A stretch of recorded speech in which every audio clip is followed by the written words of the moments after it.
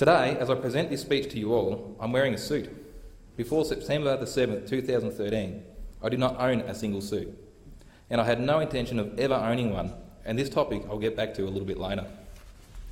But first, why would a rural-based, family-orientated timber industry worker with a love of family time, four-wheel driving, the bush, dirt bikes and competing in motorsport put his hand up to relinquish his quiet, idyllic lifestyle for the fast-paced, highly stressed and highly scrutinised lifestyle that comes with being in the political spotlight? I'll start with perhaps the definition of democracy. Democracy, government by the people, a form of government in which the supreme power is vested in the people and exercised directly by them or by their elected agents under a free electoral system. Further to this, may I quote the first line from the Museum of Australian Democracy website under the heading Australian Democracy, an overview. It states that Australia is a representative democracy. In this political system, eligible people vote for candidates to carry out the business of the government on their behalf. To stand for either house, a person must be at least 18 years of age, an Australian citizen, and an elector entitled to vote or a person qualified to become an elector. I ticked all the boxes to qualify to become a senator, just as I imagine our forefathers would have intended when creating the independent upper house in 1901.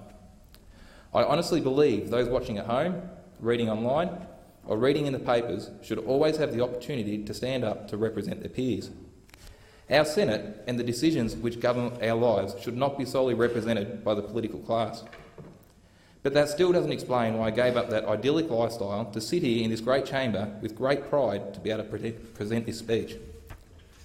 I want to briefly refer back to the definition of democracy and subsequently the definition of representative democracy. As a voter, I never agreed to be restricted to a two-party system, and hear many others say the same. I was continuously unsatisfied with what appeared to be our only options at the time of the election were between two parties that were so ideologically different that middle ground was nowhere to be seen. I was unsatisfied that our elected representatives were bound by preconceived party positions, which in turn goes against the very definition of representative democracy, as the voices of the people that they were supposed to represent seemed to somewhat fall on deaf ears.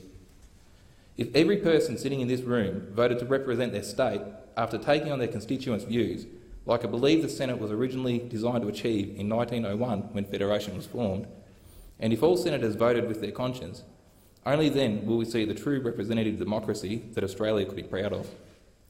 And that is why I stood up to be heard.